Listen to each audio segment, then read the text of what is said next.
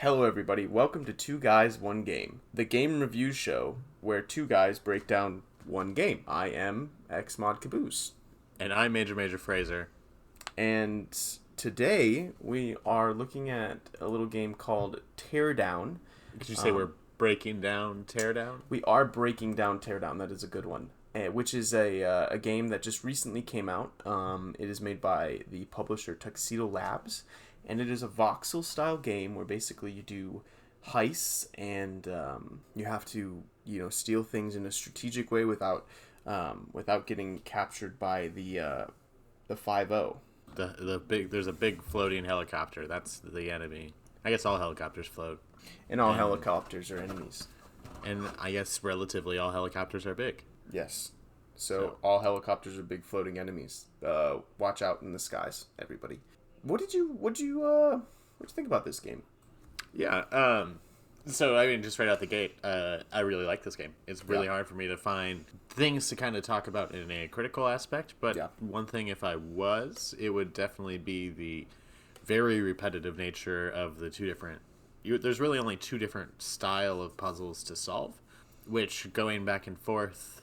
It just gets kind of old after a little bit. Mm-hmm. That being said, between the two, you do one of the puzzles way more than the other, and that one puzzle's like trying to figure out a path you could run in 1 minute to steal all of the things. Yeah. The other style of puzzle is destroy a building to a certain degree, and then it's completed. That destroy a building to a certain degree one is way more fun than the wired alarm boxes, in my opinion. A lot easier, too. Yeah, and so when I don't do those, any mission that's not destruction-based is not quite as fun. So that's just my personal opinion looking at the game. Speaking of that not-so-critical aspect, I really love just this style of open puzzling game where there is no restriction on what you can do. There is no set solution. You go and you find your solution. That is... I love that. Oh, yeah. Because it also, it makes you think, right? You have to figure out, and go around and, look and, okay, how am I going to do this? How can I get this here? What tools can I use? You can just destroy every building and all the walls and stuff. Well, you can't even really do that, but it does limit you a little bit. Your sledgehammer can't destroy everything, but... I do think you can... I think everything is destructible, though. Yes, there is hardness levels. Something is harder than something else always.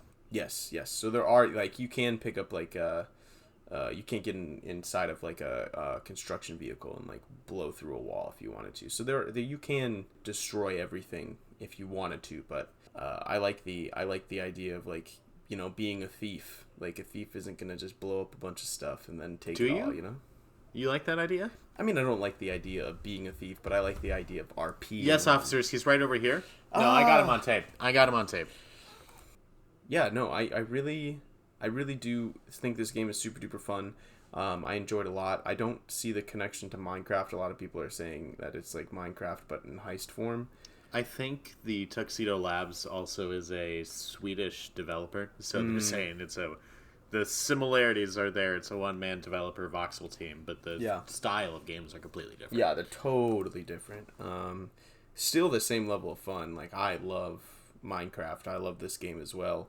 But I actually did have a couple things that I think could maybe be fixed, or maybe make the game maybe just heighten it just a little bit to the level. It's already a 10 out of 10 in my book, but maybe make it an 11 out of 10. I think there's a couple things where it can be a little finicky. I think we were talking before this about how there's a crane that you can pick up, and there's a particular spot where you're picking up safes or anything really attached to an alarm, and if you pick the one thing up that's attached to an alarm, and that's when the timer starts, right? You get a minute before the police come and the big bad helicopter comes and kills you. And if you accidentally mess up and spend a little bit too much time getting the second thing with this finicky crane, then you end up losing half your time, and you still have 1 to 2 more objectives to go steal. So it's like wow, I just messed this whole thing up.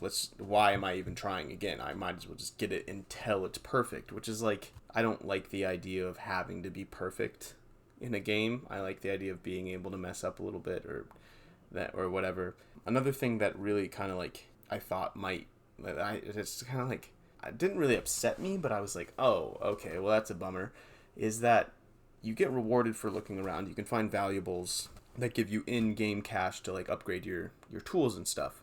However, like, you don't get rewarded in the level. Like, you can't go and find, like a power box, for example, that shuts down power, or a key that, like, opens up locked doors, because there are locked doors in the game. Like, you can't find anything like that makes it a little bit easier on yourself when you're stealing stuff. So maybe something I would propose is putting a time, because you don't have a time limit until you, like, trip an alarm or something like that, but it feels like you would be attracting a lot of attention as you're blowing stuff up and destroying buildings. Like, I'm I'm sitting here driving a dump truck through a brick building, and I'm like, how come nobody can see this? How come nobody's already called the police, you know? I think it would be interesting to have maybe, like, a time limit on the whole level. Like, you have, like, a 30-minute time limit on this level, but if you maybe spend some of that, you can just go ahead, set stuff up, go and do the whole, like, classic teardown thing. But if you were to look around and maybe find a switch that shuts off this alarm and find a different switch that shuts off this alarm, it might be easier for you to do that as a whole when it comes around, but you have, like, a bigger time limit on the whole level. It doesn't just start at a certain time. I think that would be a little bit more interesting, but, you know, that could totally change the entire complexity of the game. So that's just my brain trying to turn the cogs and trying honestly to find something with this game to review that's negative, because it's not a good review for just like, oh, we love this game so much, it's so amazing, there's nothing that can be changed. Like, that's just not a fun video to watch. So we have to get something for you guys to maybe think on and think about when it comes to I will say things. It is a head scratcher to come up with something like that, though, because this game is so amazing. Yeah. So the price tag for this game on Steam is $20. $20, $19.99. So at the price tag of $19.99, would you pay for this game? How much money would you pay for this? Honestly, when I went to go look up the price just a second ago, I was surprised to see it was only $20, because I could have seen somebody easily charging like in that 30 range for it. It is literal hours of fun, because of the way you can solve puzzles and always try to improve your time. Mm-hmm. Yeah, this is an easy pick for me at $20. Yeah. Oh yeah, I would say $20. I mean, honestly, like, if another, like, little thing for me too is that it seems like a lot of the maps repeat. If there were, like, more maps on this game, I'd easily pay $30. Like, yeah, I think opening up that Steam Workshop to allow in just that too, the community. yeah. The thing that's gonna make this game a lot better. Not the only thing, but the things that's gonna make this game a lot better is the fact that the community is gonna be able to build their own stuff. Like, that is gonna make this game crazy. It's gonna become probably the next, like, Mario Maker. I don't know. I think we talked about the good stuff, and we talked about the bad stuff. We talked about the value. We talked about the value. The capitalist stuff. We reviewed it. So is that the end of this one? That's the end of this one. I think it's a shorter one. Look at that. It is going to be a much shorter video than what we're used to, but especially on Two Guys One Game. But this game is just really good. We picked it because it's a good game. So, like, please pick this game up. Please help out Tuxedo Labs. I don't know them personally, but I would like to. I would love to know them personally. But seriously, check this out. It's a very good game, and at $20, you will have hours of fun. Like, you won't have to worry about getting your return on your money. So, I think you and me have been streaming every Wednesday. I'm pretty sure I've been there. Yeah. Every Wednesday night we do our basically Two Guys One Game where we just hang out and stream. Yeah. But if you aren't following us on Twitch, because we also just stream randomly, you should check that out. Those links are in the bottom. They will be in the description, and I put those links in my bottom.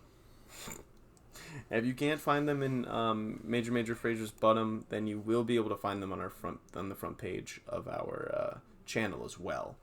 And then I think we also have social medias, which will be on the bottom there, other than just Twitch. In the meantime, I've been Caboose, and I have been and will continue to be Major Fraser.